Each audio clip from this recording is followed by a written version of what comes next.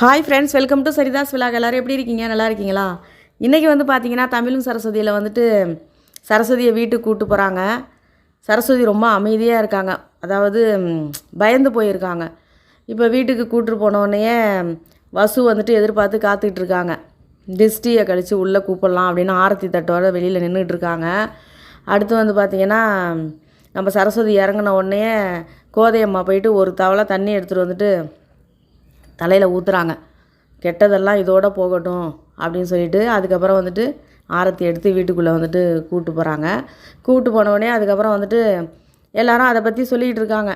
இந்த மாதிரி வந்து ரொம்ப பயந்துட்டோம், கடவுள் நமக்கு துணையாக இருப்பார், கண்டிப்பாக கடைசி நேரத்தில் வந்து இது மாதிரி ஆகிட்டு எல்லாம் அதை பற்றிலாம் பேசிகிட்டு இருக்காங்க. அப்புறம் போயிட்டு நம்ம சரஸ்வதி குளிச்சுட்டு வராங்க. குளிச்சுட்டு வந்த உடனே தான் சரஸ்வதி பழைய சரஸ்வதியாக மாறியிருக்காங்க. அதுக்கப்புறம் மறுபடியும் அங்கேருந்து வந்துட்டு சாமிகிட்ட போய்ட்டு விளக்கேற்ற சொல்கிறாங்க. விளக்கேற்றுறாங்க. அப்புறம் அங்கேருந்து வந்து சாப்பிட்றதுக்கு வந்து வசு டிசைனாக ஏதோ செஞ்சு வச்சுருக்காங்க. சரஸ்வதிக்கு பிடிச்சதெல்லாம் செஞ்சு வச்சுருக்காங்க. ஆனால் அவங்க வந்துட்டு எனக்கு இதெல்லாம் வேணாம், தயிர் சாதம் இருந்தால் கொடுங்க அப்படின்னு சொல்லிட்டு அங்கே காரம் போட்டு சாப்பாடு சாப்பிட்டாங்கல்ல ஜெயிலுள்ள, அதெல்லாம் சொல்லிகிட்டு இருக்காங்க. அப்போ வந்துட்டு தமிழ் ரொம்ப ஃபீல் பண்ணுறாரு, இந்த மாதிரி நான் உன்னை கஷ்டப்படுத்திட்டேன் அப்படின்ட்டு. அதுக்கப்புறம் மறுபடியும் தயிர் சாதம் கோதையம்மா எடுத்தாந்து கொடுக்குறாங்க. நம்ம தமிழ் தான் ஊட்டி விட்றாரு. இப்போ தான் எனக்கு உயிரே வந்த மாதிரி இருக்குது, இவ்வளோ நாளாக அந்த காரம் போட்டு உப்பு போட்டு கொடுப்பாங்க, அப்படியே செகப்பாக இருக்கும் பார்க்குறதுக்கு, அந்த சாப்பாடை தான் நான் சாப்பிட்டுக்கிட்டு இருந்தேன்.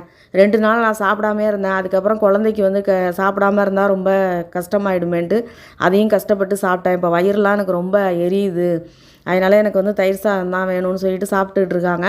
அப்புறம் மறுபடியும் போயிட்டு தூங்குறதுக்கு போயிட்டு தமிழோட உட்காந்து பேசிகிட்டு இருக்காங்க.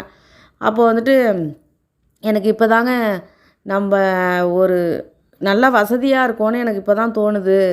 எந்த ஒரு அடிப்படை ஒரு வசதியுமே இல்லாமல் ஜெயிலுக்குள்ளே இருக்கும் பொழுது தான் நம்ம எந்த அளவுக்கு பணக்காரங்களாக இருக்கோங்கிறத இப்போ தான் உணர முடியுது. ஒரு சாதாரண விஷயங்கள் கூட அங்கே வந்து கிடைக்காதுங்க. கீழே வெறும் தரையில் தான் படுத்து தூங்கணும், சரியான சத்தான சாப்பாடு எதுவுமே கிடையாது, ரொம்ப கஷ்டப்பட்டாங்க.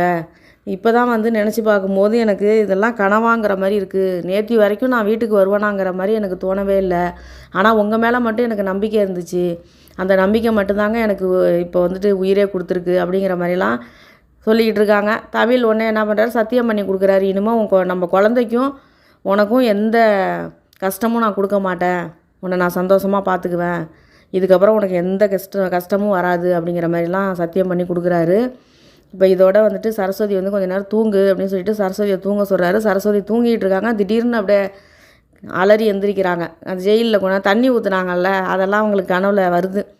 உடனே வந்துட்டு எல்லாம் உட்காந்துட்டு ஒவ்வொரு டயலாக் பேசுகிறாங்க வீட்டுக்குள்ளே உட்காந்துட்டு. அப்புறம் கோதையம்மா வந்துட்டு அதையே நினச்சிட்டு இருந்திருப்பாம்மா, அதெல்லாம் மறந்துடு, அதெல்லாம் ஒரு கெட்ட கனவாக நினச்சி மறந்துடு அப்படிங்கிற மாதிரிலாம் சொல்லிக்கிட்டு இருக்காங்க.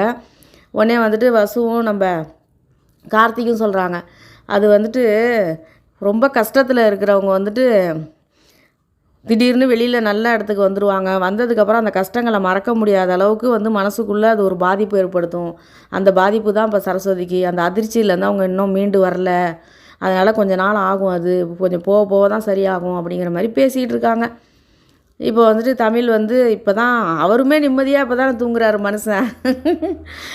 சரஸ்வதி நிம்மதியாக அங்கே தூங்காமல் இருந்தாங்க, எல்லாமே இருந்தும் அவர் இங்கே தூங்குனாரா? பாவம், பிறண்டு படுப்பார், எந்திரிச்சு அங்கே ஓடுவார், இங்கே ஓடுவார். உண்மையிலே வந்துட்டு சரஸ்வதியை விட தமிழ் தான் வந்துட்டு அதிகம் இங்கே வந்துட்டு ரொம்ப எப்படியாவது வெளியில் எடுத்தாகணும்னு கஷ்டப்பட்டுட்டு இருந்தார். அதனால் வந்து ஓரளவுக்கு சரஸ்வதி இன்னும் அந்த விஷயத்துலேருந்து வெளியில் வரத்துக்கு கொஞ்சம் நாள் ஆகும்ல, அது மாதிரி இருக்காங்க. அப்படியே ஒரு மாதிரி பிரம்ம பிடிச்ச மாதிரி உட்காந்துருக்காங்க. முந்தி எப்படி பேசுவாங்க, இப்போ வந்துட்டு கொஞ்சம் அப்படியே அமைதியாக உட்காந்துருக்காங்க. எல்லாருக்கும் உள்ளது தானே, அது பயந்துருக்காங்க அவங்க, எல்லாருக்கும் உள்ளது தானே, அதே மாதிரி இருக்காங்க. இன்றைக்கி இதோட முடிச்சிட்டாங்க, வேறு ஒன்றுமே கிடையாது. இன்றைக்கி இதோட முடிச்சிருக்காங்க. தமிழும் சரஸ்வதியில் நாளான்னைக்கு தான் கம்பெனி பக்கம் போவார் அந்த மனுஷன் தமிழ். அங்கே கார்த்திக் என்ன பண்ணி வச்சுருக்கிறாரோ அது வேறு ஒரு பக்கம். அங்கே போயிட்டு பார்த்தா தானே தெரியும். அவர் இஷ்டத்துக்கு கம்பெனியில் என்னென்னமோ பண்ணி வச்சுருந்தாரு. ஒர்க்கரும் அவர் நான் சொல்கிறத கேட்டு பண்ணுங்கன்னு சொன்னோன்னே ஒர்க்கரும் கார்த்திக் சொன்ன மாதிரியே பண்ணிகிட்ருக்காங்க. இதுக்கப்புறம் தான் கம்பெனியில் போய் கால் எடுத்து வைப்பார் தமிழ். இப்போ இந்த பிரச்சனை இப்போ தான் முடிஞ்சிருக்கு. இதுக்கப்புறம் தான் போய் பார்ப்பார் என்ன நடந்திருக்கு ஏது நடந்திருக்குன்னு. அதுக்கப்புறம் தான் தெரியும் கார்த்திக் எவ்வளவு வாங்கி கட்டிக்க போகிறாரோ. பார்க்கலாம் என்ன நடக்குது. இந்த பக்கம் நம்ம அர்ஜுன் கோஷ்டியே சவுண்டையே காணும். மூச்சு பேச்சையே காணும், எங்கே போனாங்கன்னு தெரில. கறியை தடவுனாங்களே மூஞ்சில் நிறையா, தமிழ் கறியை பூசி விட்டார, போய் கழுவிட்டு இருக்காரான்னு தெரில. வெளியிலே காணும், இன்றைக்கி மூச்சு பூச்சியே காணும் அவங்களுக்கு. பார்க்கலாம் அடுத்து என்ன பண்ணலான்னு பிளான் போடுவார்.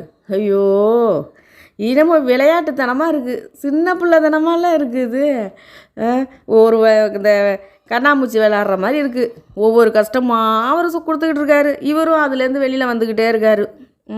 கடவுள் ஒரு இதுக்கு மேலே வந்துட்டு கடவுள் என்ன பண்ணுவார், அது மாதிரி தான் இருக்குது. அர்ஜுன் அடுத்து யோசிக்குவார், அடுத்து எப்படி தமிழுக்கு கஷ்டம் கொடுக்கலாம் அப்படிங்கிற மாதிரி. பார்க்கலாம் என்ன நடக்குதுங்கிறத வெயிட் பண்ணி பார்க்கலாம். இந்த வீடியோ பாருங்கள், பார்த்துட்டு உங்களுக்கு பிடிச்சிருந்தா லைக் பண்ணுங்கள், ஷேர் பண்ணுங்கள், சப்ஸ்கிரைப் பண்ணுங்கள். நன்றிங்க.